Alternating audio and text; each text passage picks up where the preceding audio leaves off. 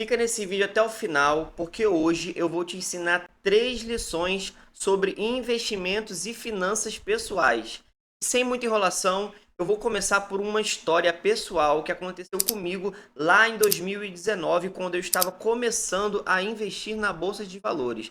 E basicamente a minha primeira experiência com a bolsa de valores foi logo após eu ter investido um dinheiro em uma pirâmide, onde eu não sabia exatamente que era uma pirâmide. Eu estava começando no meu atual emprego e uma pessoa que já trabalhava lá me indicou eu entrar nessa empresa que minerava Bitcoin e remunerava as pessoas que investiam ali o dinheiro, né? Assim eu fiz, só que após 3 meses essa empresa quebrou e eu perdi o meu dinheiro investido, cerca de 12 mil reais, né? Que na verdade não era investido, um esquema de pirâmide não é investimento, fique claro aqui, mas na época eu confesso para você que eu não sabia. Eu tinha mais ou menos ali 20 anos de idade, era bem novo. E logo após eu sofrer esse baque aí, essa perda de 12 mil reais, e é um dinheiro significativo para muitas pessoas e para mim também é, eu procurei outras formas de rentabilizar o meu dinheiro.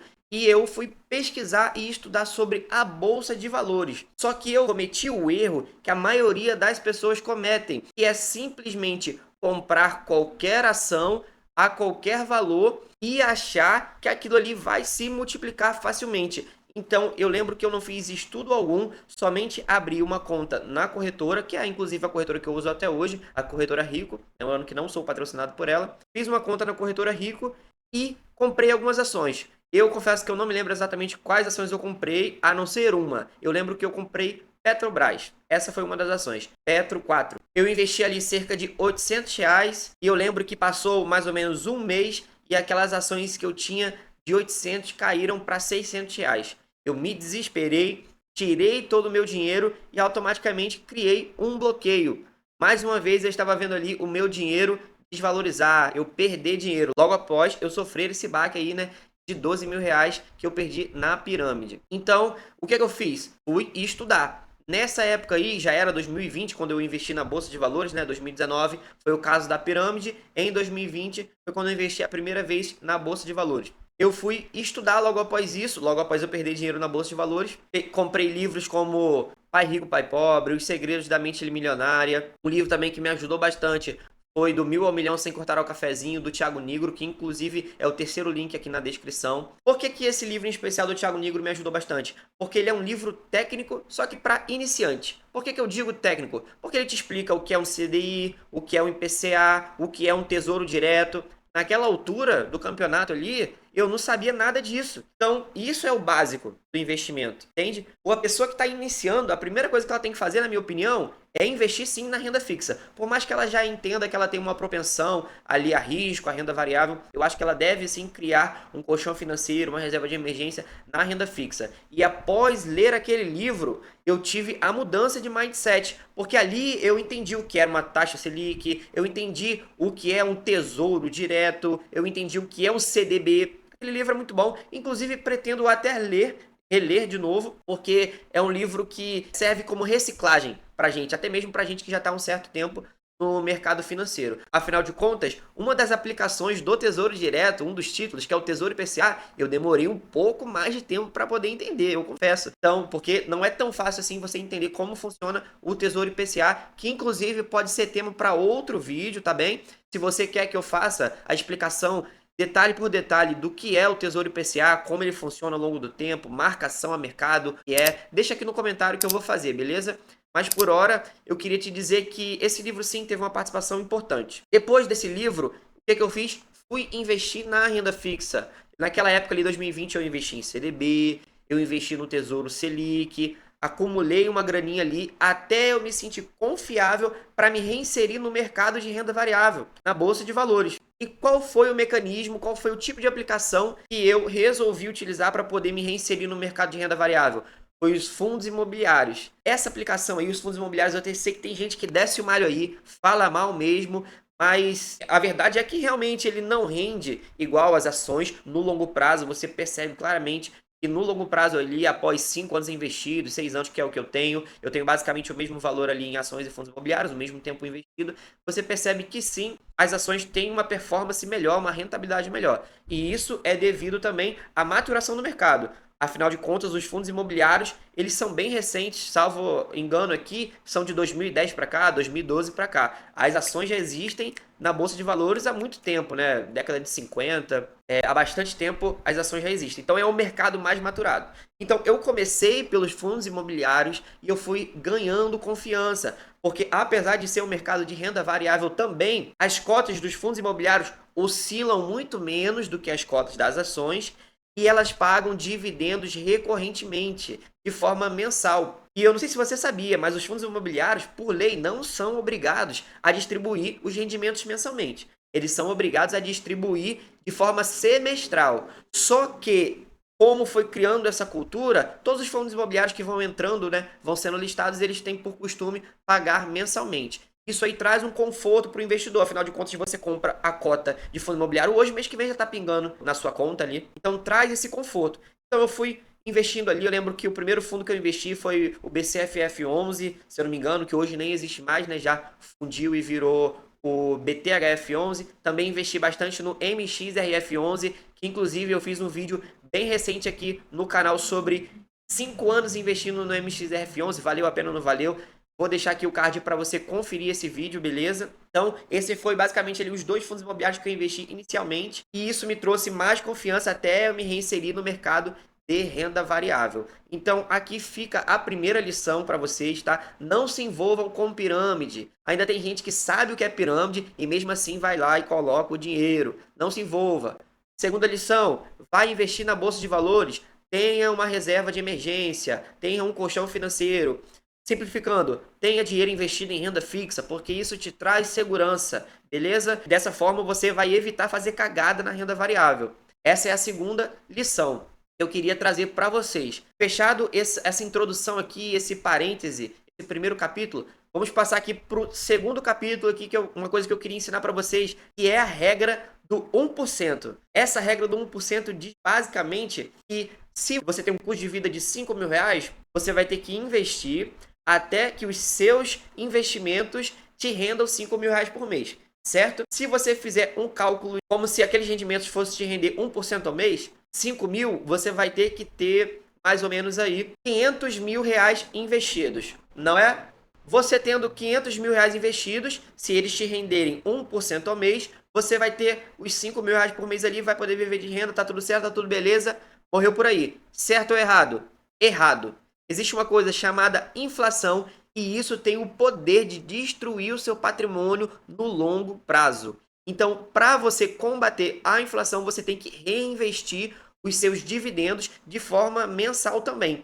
Então, vamos supor aqui que você levou ali 10, 20, 30 anos investindo até você acumular o montante total que vai te render aquilo que você quer por mês. Quando você chega nesse nível, a verdade é que você não vai poder usar aqueles 5 mil do nosso exemplo de rendimento mensal, você não vai poder usar toda essa grana, porque parte dela tem que ser reinvestida para compensar a inflação. Então, para facilitar os cálculos, basicamente, se você quer viver de renda e você tem um custo de vida de R$ 5.000, é bom que você calcule basicamente o dobro. Então, você teria que ter R$ 1 milhão investidos. Ué, mas R$ 1 milhão investidos a 1% ao mês não vai te render R$ 10.000 por mês?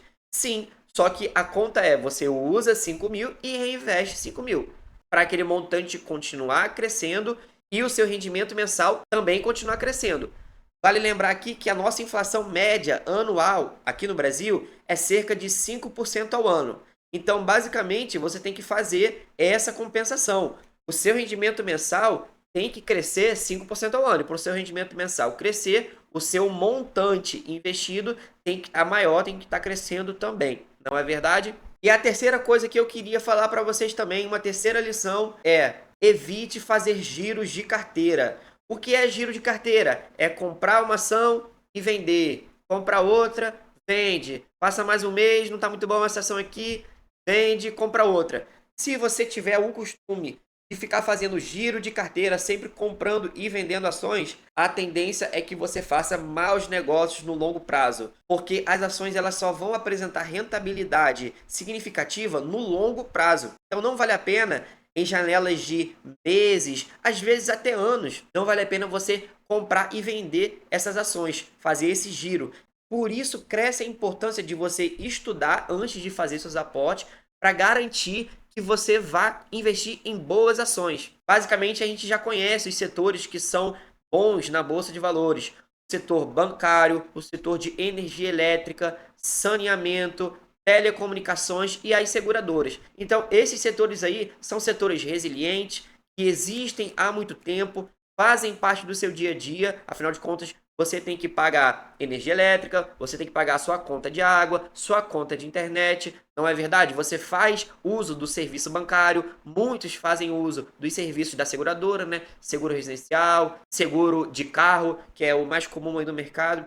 Então, esses setores, eles estão presentes no nosso dia a dia e, além de tudo, eles são bons pagadores de dividendos. Mas não adianta você pegar qualquer empresa desse setor e sair investindo. Então, dito isso, dá uma olhada com carinho aí nesses setores, com bastante atenção. Veja as empresas ali que estão no melhor momento para você investir agora. Analisa ali a recorrência de lucro nos últimos 5, 10 anos. Essas empresas vêm tendo receita positiva? Sim, vem gerando receita. Essas empresas vêm gerando lucro? Outro ponto positivo. Essas empresas vêm gerando lucros crescentes? É um ponto mais positivo ainda. Essa empresa é muito alavancada, ou seja, tem muita dívida? É outro ponto importante para dar atenção. Então você vai analisando a empresa, não é tão difícil de você analisar, lógico, exige tudo, exige dedicação, exige tempo, mas separa ali 10, 20, 30 minutinhos por dia para você acompanhar alguns canais específicos, inclusive esse, o Mente Milionária. Você vai ter mais informações sobre as ações, sobre as empresas que são listadas na Bolsa de Valores, e aí você vai começando a pegar o feeling. Quais são as empresas que estão há bastante tempo listadas, quais empresas que têm bons históricos de lucro, bons históricos de pagamentos de dividendo. Afinal de contas, a gente tem que ter a mentalidade de sócio, né? Esse negócio de ficar comprando e vendendo ação não é mentalidade de sócio. A mentalidade de sócio é comprar as ações e continuar comprando ela ao longo do tempo, acumular aquelas ações para que no futuro aquele montante ali te gere um rendimento significativo, custeie a sua vida, não é verdade? A bolsa de valores, ela é para quem tem pensamento de sócio, para quem quer continuar com aquelas ações no longo prazo. A maioria das pessoas que investem com foco no curto prazo, que é ganhar na variação de cota, né, que é comprar a ação a R$ 10 e quer vender a 15. A maioria esmagadora dessas pessoas que utilizam dessas estratégias perdem dinheiro na bolsa de valores. Grava o que eu estou te dizendo. Então a melhor coisa que você tem que ter é a mentalidade de sócio e investir por longo prazo. Não importa o preço daquela ação, uma vez que você já estudou, viu os fundamentos da empresa, viu que ela é boa, viu que você tem condição de permanecer com ela para o longo prazo, a mentalidade de sócio é comprar ações mensalmente ou de uma periodicidade que seja possível para você executar sem falhar, beleza? Também não fique apegado aí a investir R$ 1.000, R$ 1.500, R$ 2.000 por mês. Vai na sua capacidade ali. Se você se ater a 10% ali do seu salário, já é um ótimo percentual. Se você ganha R$ 1.000, vai investir só 100, não tem problema. Começa investindo 100 e aí você vai também investindo no seu conhecimento profissional para ganhar promoções aí na sua carreira. Vai ganhando mais ao longo do tempo e vai investindo mais também. Beleza? Então, essas foram as 3 lições aqui que eu gostaria de compartilhar com vocês. Eu espero que esse vídeo tenha te ajudado. Então, deixa o like, comenta aqui abaixo o que você achou e se inscreva nesse canal para ajudar a gente a bater a marca de 500 inscritos. E a meta maior do canal é fazer a educação financeira chegar para mais pessoas, para que mais CPFs estejam dentro da Bolsa de Valores e mudando a sua vida no longo prazo. Lembre-se que os juros compostos podem mudar a sua aposentadoria. Até a próxima!